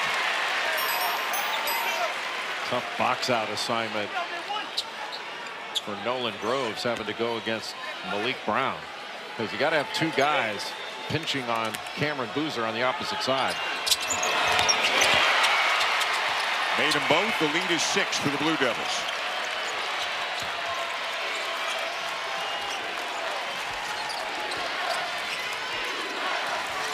Four guards and Toppin on the floor for the Red Raiders. Petty finds his seam. Couldn't finish it.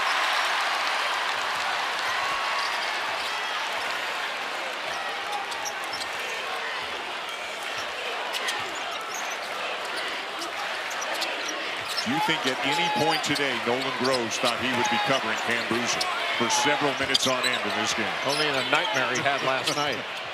Extra pass from Foster to Hemenia. Good closeout by Anderson. Shot clock at 4. Foster. Yes. Well, that's a big bucket by Caleb Foster.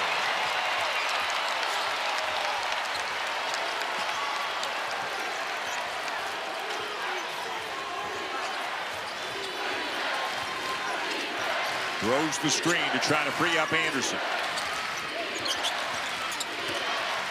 Into the paint, steps back and hits. Boy, he's crafty. Well, he's so good at getting a defender on his hip and unbelievably patient off pick and roll situations. Keeping them within striking range. Down by 6, 7.5 to go. Boozer. Long strides into the paint and a chance for 3. Well, Toppin was there. Did he pick that one up?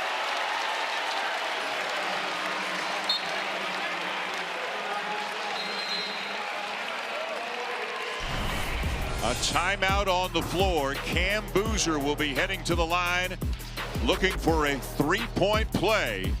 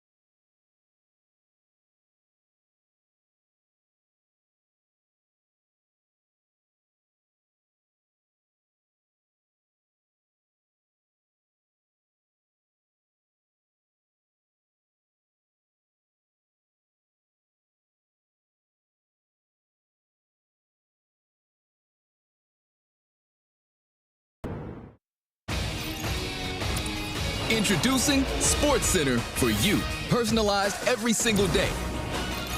Now available on the ESPN app. Powered by your favorites.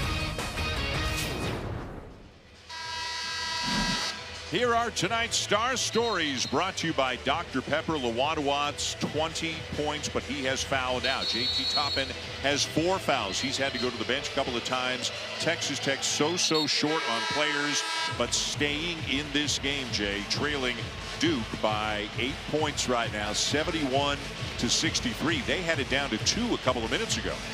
Well, Texas Tech has shown a ton of grit in this game with all the adversity they've faced with fouls, injuries. But Duke, for the contributions the Blue Devils have received from the bench. I mean, Caden Boozer has 8 points, a couple of assists. Malik Brown, 7 points, 4 steals, and a block. And then Dame Sarr, most of his damage was done in the first half. He has 9 points. Then Darren Harris put up 5 off the bench. That's really good bench production. The 4 steals, a season high for Malik Brown. Cam Boozer at the line. and completes the three-point play.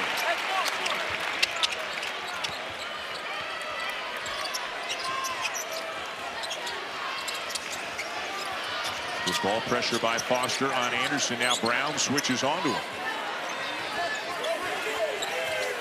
That last foul before the break, by the way, was on Donovan Atwell of Texas Tech. Anderson now trying to shake Hemenia. Now Boozer, he has seen 4 different defenders in this possession. Toppin surrounded and turns it over. Toppin hesitated, and Duke swarmed to the ball with active hands.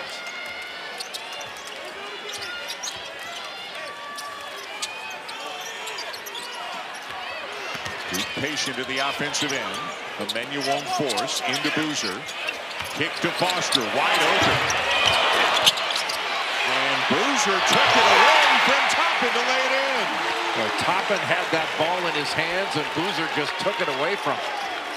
And that is not the kind of thing that happens to J.T. Toppin very often. All of a sudden, it's an 11-2 run for Duke. Again, after Texas Tech had gotten within 2. Anderson with a long 3. Well, that's what Texas Tech needs, is for Christian Anderson to just go crazy here. He's got a green light, and he can take advantage of it. He's up to 17. There's that action with Evans setting a ball screen for Boozer. A steal by Anderson. Oh, and Boozer gets back to take it away. And good defense there by Groves. Didn't foul Brown and bothered him enough. Anderson again. Back-to-back threes for Christian Anderson, who's now got 20. What a turnaround. Looked like Duke had a layup, then they give up a 3. 16 of Anderson's 20 here in the second half. Foster spins back to Cam Boozer. Hemenia. And Texas Tech has it again. Boy, some of these guys have to be exhausted. Again, Anderson and Atwell have played every second. And Toppin has not missed all that much. And it's been rugged, tough basketball because he's been seeing a lot of different defenders tonight. Evans the switch on to Anderson with a shot clock inside 10. Now they get a switch with Boozer on Anderson. Ball's loose. Shot clock at 3. The force. Got it on the rim. Toppin lays it in, and it's a 3-point game. How did Anderson get that shot off? This is pretty remarkable stuff, again, given who is not playing right now for Texas Tech, how thin they are. And Anderson has keyed an 8-0 run to make it a 3-point game. There is 0 give up with this Texas Tech team. Off balance, throws it up almost with his left hand, and then Toppin with his first offensive rebound bucket of the game.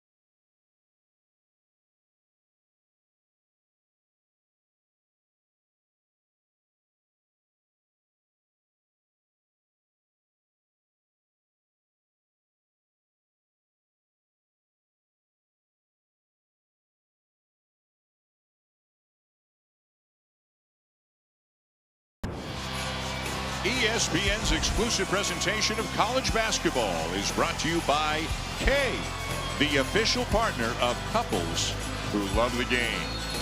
Well, this has certainly been a fun game, and you were saying during the break, you know, you can go into a basketball game, whether you're a player, coach, broadcaster, fan, doesn't matter, and you can envision all sorts of different scenarios and outcomes, but I don't know that anybody could have predicted what has gone on tonight. All of the problems that Texas Tech has had with foul trouble and just trying to keep any semblance of size on the floor, yet they will not give up, refuse to go away, and they're back within 3. And really, this is about defensive stops and grabbing defensive rebounds right now for Texas Tech. They're at a size disadvantage, especially with Gungba and Boozer on the floor at the same time. So expect Duke to go inside where their big guys have drawn fouls, and they've also been able to pass the ball out of the post. Playing a 6'5" freshman in Nolan Groves, who does not play very much. And not only is he playing big minutes, he's guarding Cam Boozer every time down the floor. Harris forces up a 3. Anderson trying to corral it, and Toppin will. They got to get the ball in Anderson's hands here.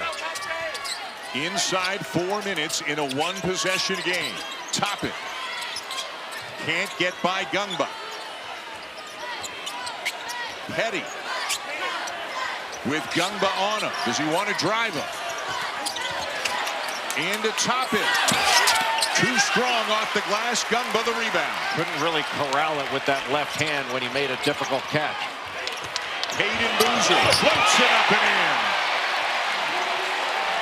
Really smart attack by Caden Boozer in transition. Grant McCaslin not very happy with Jalen Petty after that last decision that he made on the offensive end. This is where Texas Tech wants the ball, with Christian Anderson making decisions. Gungba switches onto him. Deep 3. Got it! And it's a 2-point game.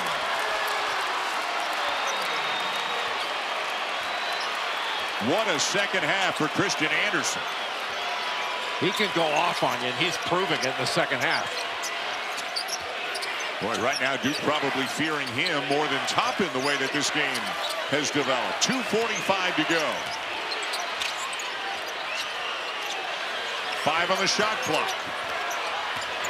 Foster spinning into the paint, and they do not get it off.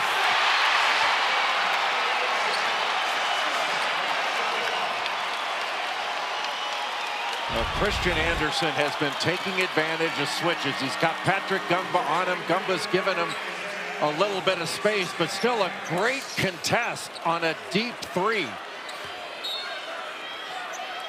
And Lawan Watts, who fouled out with over 11 minutes to go in regulation with 20 points, is loving it from the bench. Now 19 in the second half for Anderson. They can tie or take the lead on this trip. They'll tie it. Toppin from Anderson.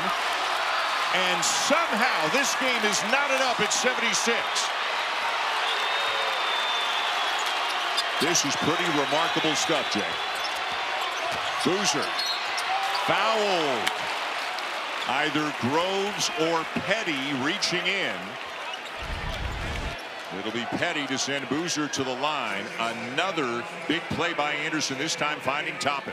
You spend a little bit too much time on the ball. Patrick Gungba in that drop coverage. And that middle screen roll with Christian Anderson and JT Toppin so difficult to deal with. Another missed free throw, this time by Boozer, as Gungba sits and Brown returns. That's got to be 10 or 11 misses that Duke's had. That's 11. I've got him at 15 for 26 on the night, just 58%. 1 of 2, 1-point game with just over 2 minutes to go in regulation.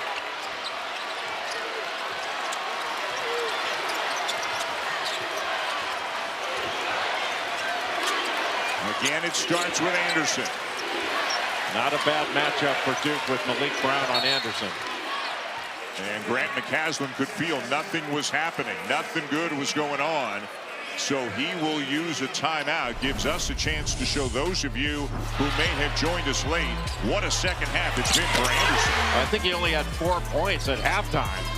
But Christian Anderson has been money in this second half. So good in screen roll situations. The step back when he got the switch with Patrick Dumba, 6'11", guarding him. And still great pressure on it. That's just great offense beating good defense. They trailed by as many as 17 points. That was 3.5 minutes into the second half. They've lost 2 players who have fouled out. They have 3 players who are injured, so they have virtually no size. It's Toppin and 4 guards. We also haven't seen Tyree Bryan since the first 3-4 minutes of the game. Don't know if maybe he's got something physical going on as well. But Grant McCasland is basically using just about, Jay, the only players that he's got right now. Yeah, they're down to the end of the rotation. But those 5 guys on the floor have fought like crazy. So impressive.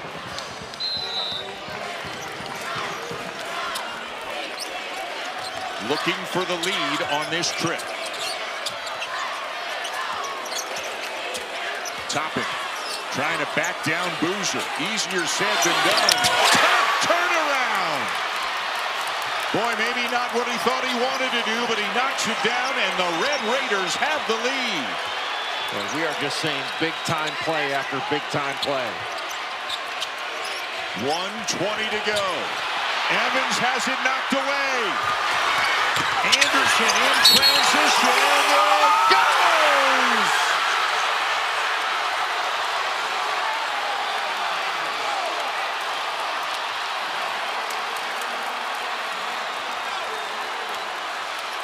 Duke ran the same play. Oh, here's JT Toppin first, backing down Boozer, loses the ball a bit, and then what a terrific turnaround jumper with the left hand. And how about this finish by Christian Anderson? How did he get that ball to go? That touched every bit of the rim. And he completes the 3-point play. They've gone from 17 down to up by 4 here in the second half. You got to go to Cam Boozer here. They isolate him on the elbow. He kicks it out. The 3. Caden Boozer from the corner. And it's a 1-point game. He just has the ability to make the right play. Anderson spins out of harm's way. We are into the final minute of regulation here in New York. The Red Raiders with the ball and a 1-point lead. They're not going to bring Toppin up to set the screen because he's being guarded by Malik Brown. Anderson almost loses his footing. Now he does. And it's Duke basketball. He slipped not once, but twice. He says it was deflected out of bounds, but it is Duke ball with 30 seconds to go.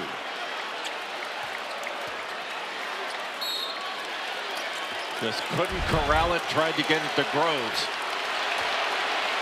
And it all may come down to this here, with the game clock and the shot clock virtually bang on. Cam Boozer. And a foul is called. It will be Groves, his 3rd. Went back to the same action of getting him the ball on the elbow so he could just drive to his right against the smaller Nolan Groves. Almost got that to go. 2 shots for Boozer.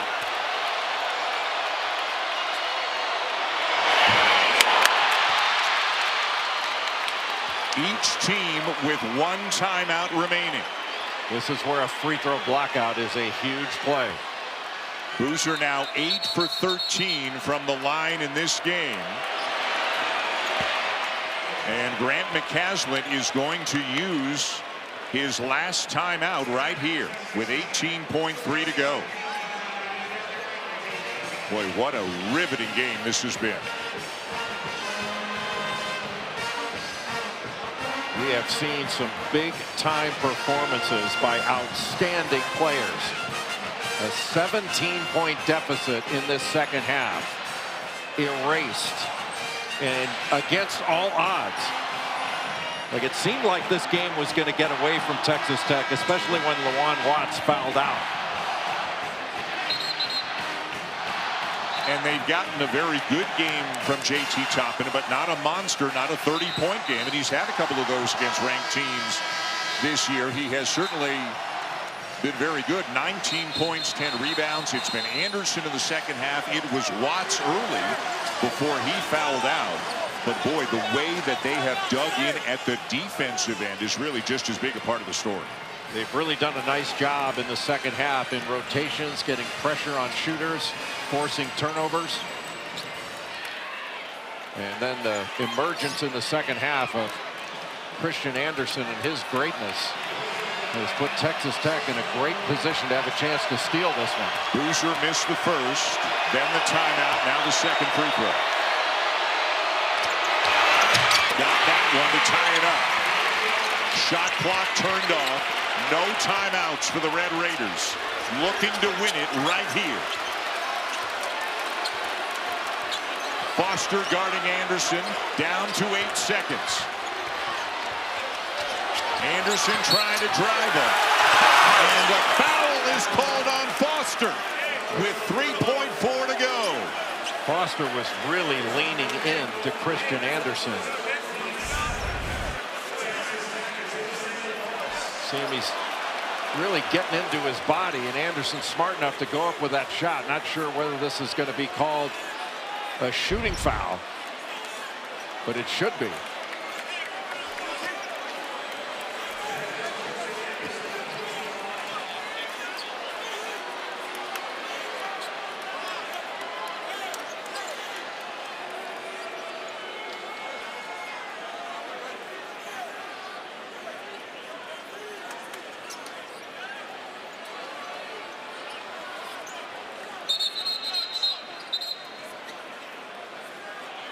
Whatever the discussion was is over quickly. 3.4 to go.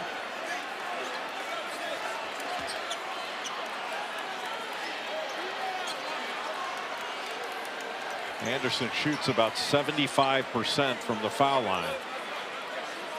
Boy, and now they're doing a little dance in the lane.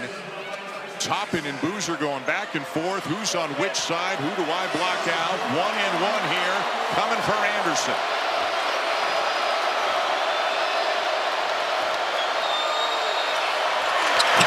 Makes it.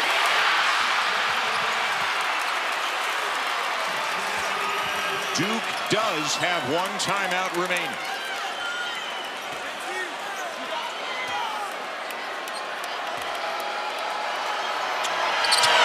One or two, tipped. Evans has it, and a timeout called with 1.9 to go.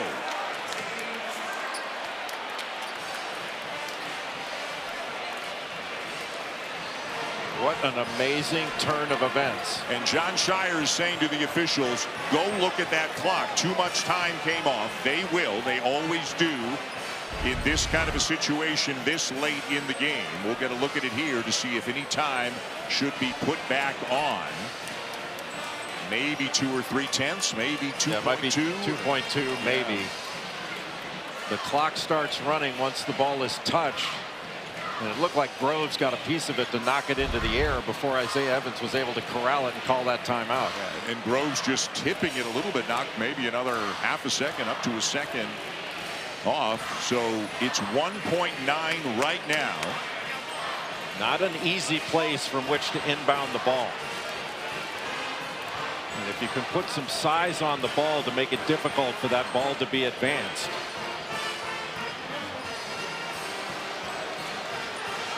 What a win this would be for Texas Tech. Even if they had not had all the foul trouble that they've had, you know, given the injuries, being undermanned, playing an undefeated team in a building where Duke has at least 3/4 of the fans here, but then you add in all the foul trouble and the 17-point deficit. What a win this would be for the Red Raiders if they can hang on. You know, Dan, it's been a remarkable performance by Texas Tech. With all the adversity the Red Raiders have faced in this game, The grit and toughness and togetherness this team has shown, just making this a competitive game, let alone a tremendous opportunity to win this, is beyond impressive. It felt like it was going to get out of hand early in the second half, but they wouldn't let it. And there is no extra time, it doesn't look like, being put on the clock. So as of now, it will be 1.9 seconds.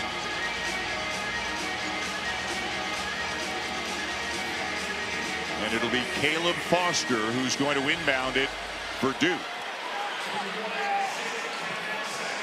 I'm a little surprised that Texas Tech's not putting pressure on this pass. They've got two players in the vicinity of Evans right now, feeling that he is the most likely, the guy that Jon Scheyer has drawn up a play for. And JT Toppin. Oh, and now we're being told by Chance Ward, one of the officials, the clock started late. So not only is there no extra time, it's down to 1.6. Here we go. Foster gets it in. Boozer puts it up. And Texas Tech wins it. The Red Raiders come up with one of the most remarkable victories for any program this season as they beat Duke 82-81 here at the Garden. Grant McCasland told us at shoot-around today, with all the injuries, the difficulties, the lack of size, he said we are a no-excuse program. No excuses. Holy cow, what a win by Texas Tech. Not even sure Boozer got the shot off. What a fabulous win by the Red Raiders. Fabulous. One to celebrate. One to send them home for the holidays in an unbelievable mood. They overcame so many things in this game here tonight in New York. And now Grant McCasland can finally let the emotion come out. You can see the joy on his face. What an incredible win for the Red Raiders tonight. Their first win over a ranked team this season. Their first win over a top 5 team since 2022. And they are starting to celebrate. Christian Anderson, Lawan Watts, JT Toppin and company. An 82-81 win over Duke. For Jay Billis, I'm Dan Shulman. Sports Center with Nicole and Trevor starting right now.